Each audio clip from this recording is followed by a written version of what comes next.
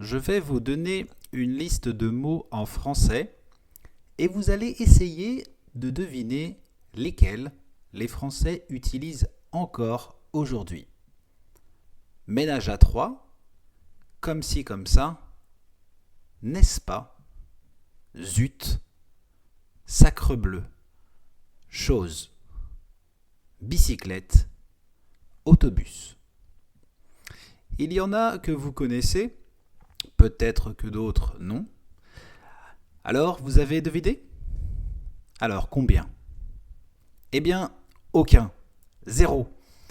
Et oui, tous ces mots ont été remplacés par d'autres mots. Pourtant, il est possible que vous connaissiez certains de ces mots avant d'avoir étudié le français. Mais pourquoi les Français ne les utilisent pas ? Qu'est-ce qu'ils disent à la place ? Restez bien à l'écoute. Bienvenue dans mon nouvel épisode.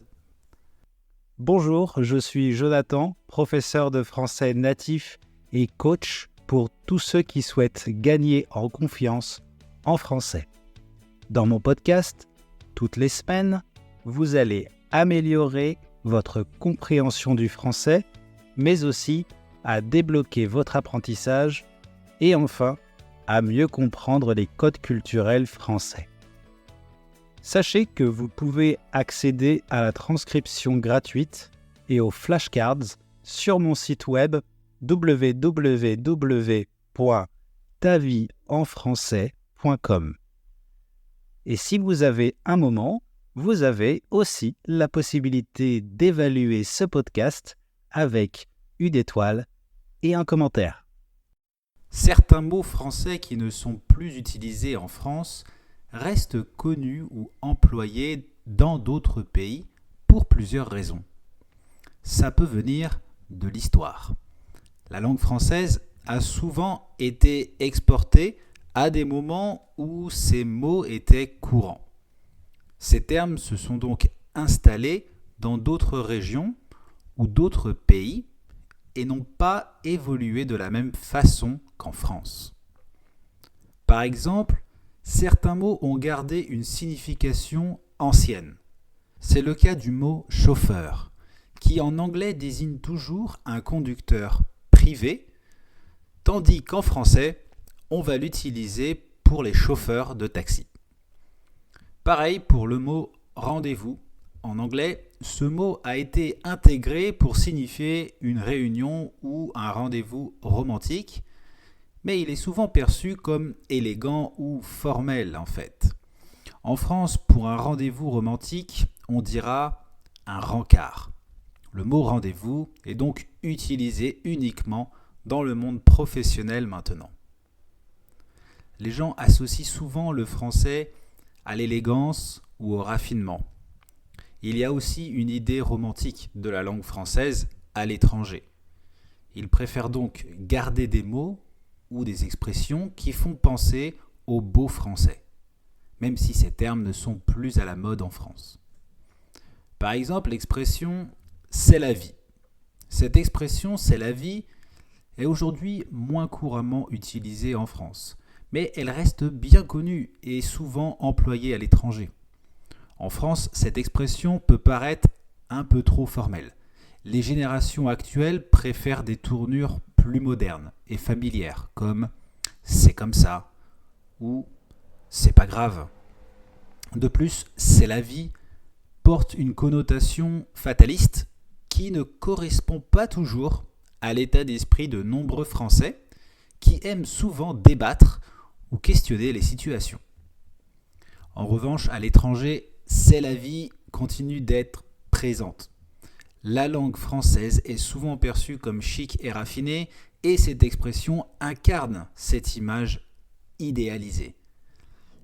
Elle a également été popularisée par des chansons et des films internationaux qui la présentent comme une façon charmante d'accepter les choses de la vie. Aussi, il y a le mot mademoiselle. Ce mot a été largement abandonné dans le langage administratif et tend à disparaître dans la vie quotidienne. Oui, depuis 2012, l'utilisation de mademoiselle a été officiellement supprimé des documents administratifs pour éviter toute distinction de statut marital entre madame et mademoiselle jugée sexiste. Dans le langage courant, mademoiselle peut être utilisé, mais il est souvent perçu comme archaïque ou paternaliste, sauf dans certains contextes comme le théâtre ou la littérature, où il conserve une valeur nostalgique. De son côté, mon cher est également devenu moins courant, sauf dans des situations particulières ou ironiques. L'expression peut être perçue comme désuète, ça veut dire démodée, qu'on ne dit plus, ou alors excessivement formelle dans des interactions quotidiennes. Elle est parfois utilisée avec humour ou avec ironie pour caricaturer une manière élégante de parler.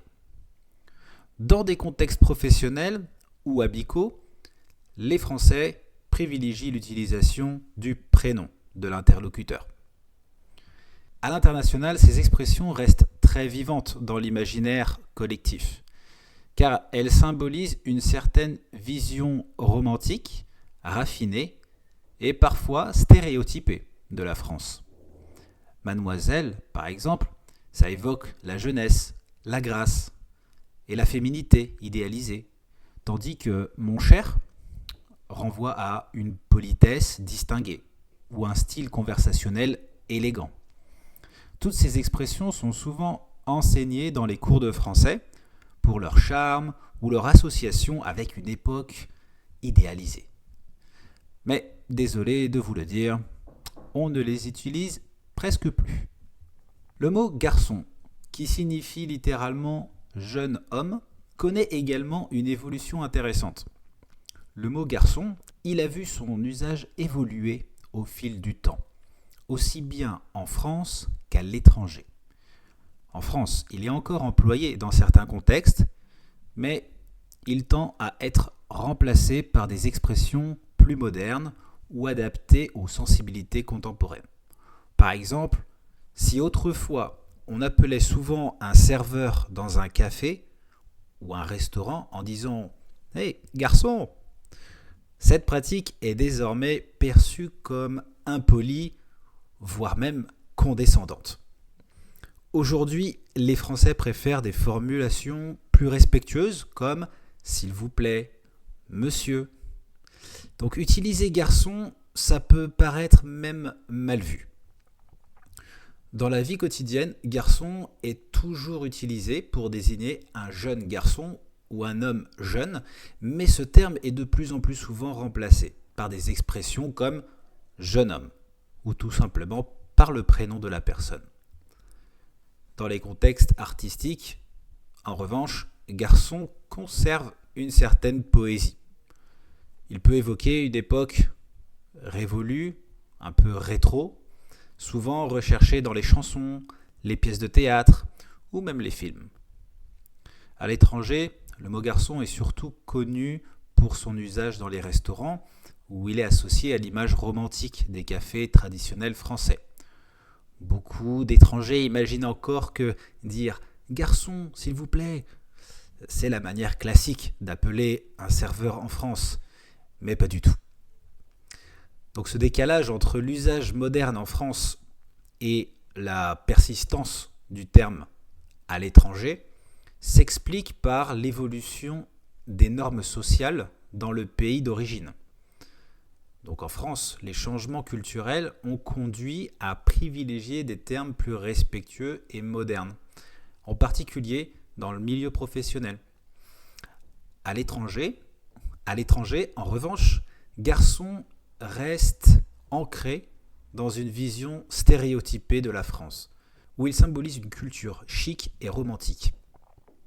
Donc ça montre bien comment certains mots français continuent de vivre et de séduire en dehors de leur contexte d'origine, tout en étant de moins en moins utilisés par les natifs.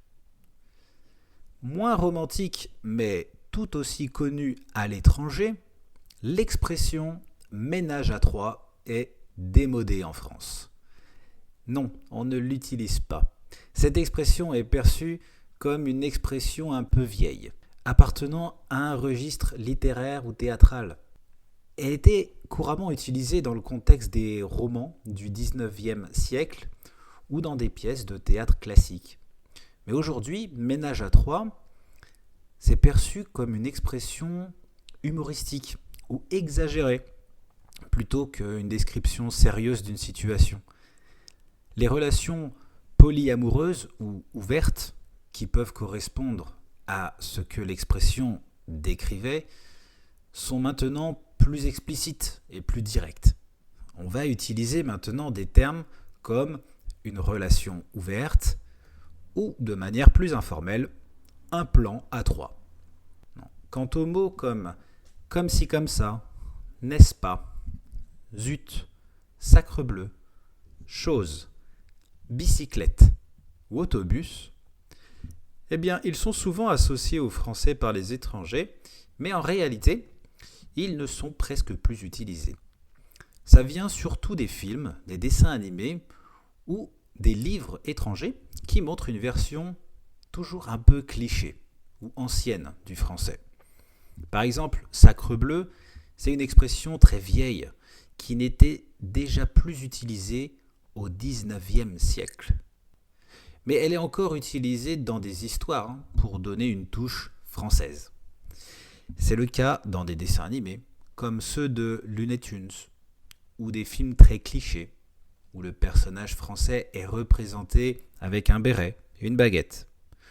Aujourd'hui, les Français ne disent plus sacrebleu, ils vont dire mince, purée, ou d'autres un peu plus vulgaires que j'éviterai de dire ici.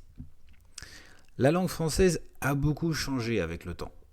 Par exemple, maintenant on dit vélo au lieu de bicyclette. Ou alors, on va dire bus au lieu de dire autobus. Du coup, l'expression comme ci comme ça, vous pensiez qu'on l'utilisait ? Eh bien non. Par exemple, si quelqu'un vous demande comment vous allez, vous n'allez pas répondre comme ci comme ça, mais plutôt bof, moyen, pas terrible, ou alors sans plus. Mais bon, en général, on dit tous ça va, même quand ça ne va pas, n'est-ce pas ? Tiens, n'est-ce pas ? Cette expression que je viens de vous dire, c'est aussi une expression qu'on disait avant, mais qui n'est plus moderne. Normalement, vous l'utilisez pour demander une confirmation à quelqu'un. Par exemple, il fait beau aujourd'hui, n'est-ce pas ? Bon, si vous dites ça, c'est super formel. On va dire qu'elle serait acceptée si vous êtes en première classe dans le Titanic. Mais il se trouve que l'expression a fini par couler aussi. Maintenant, les Français diront « Il fait beau aujourd'hui, non ? Il fait beau aujourd'hui, non ?» C'est plus simple. À l'étranger, les changements linguistiques sont donc moins rapides. Et du coup, ça laisse le temps à certains mots de continuer à exister. Certains sont encore beaucoup utilisés parce qu'ils sont vus comme charmants ou traditionnels. C'est le cas de, par exemple, déjà vu, cliché, fiancé, touché et nouveau riche. La langue française évolue différemment selon les endroits, et ce qui est démodé en France peut rester vivant ailleurs pour des raisons historiques, culturelles ou simplement parce que ces mots sont appréciés. Et tout ça montre l'influence culturelle de la France à l'étranger.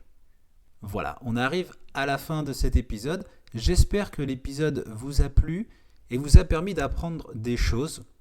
Si vous avez aimé, n'hésitez pas à partager l'épisode. Et puis, vous le savez, vous pouvez utiliser la transcription gratuite et les flashcards pour écouter tous mes épisodes. C'est disponible sur ma page web. Donc, n'hésitez pas, vous avez toujours du vocabulaire à apprendre et vous améliorez aussi de cette manière votre écoute chaque mercredi. Et si vous souhaitez mieux comprendre notre culture tout en améliorant votre français, vous pouvez vous joindre en toute confiance à mes cours de français. Sachez qu'ils sont personnalisés et que pour ça, vous avez le droit à un appel gratuit avec moi pour apprendre à me connaître et comprendre au mieux vos objectifs et vos besoins. Pour ça, je vous laisse le lien dans la bio. Merci encore. Et pour terminer, n'oubliez pas, ce qui est différent dans un autre pays n'est pas nécessairement mauvais. À la semaine prochaine les amis. Ciao.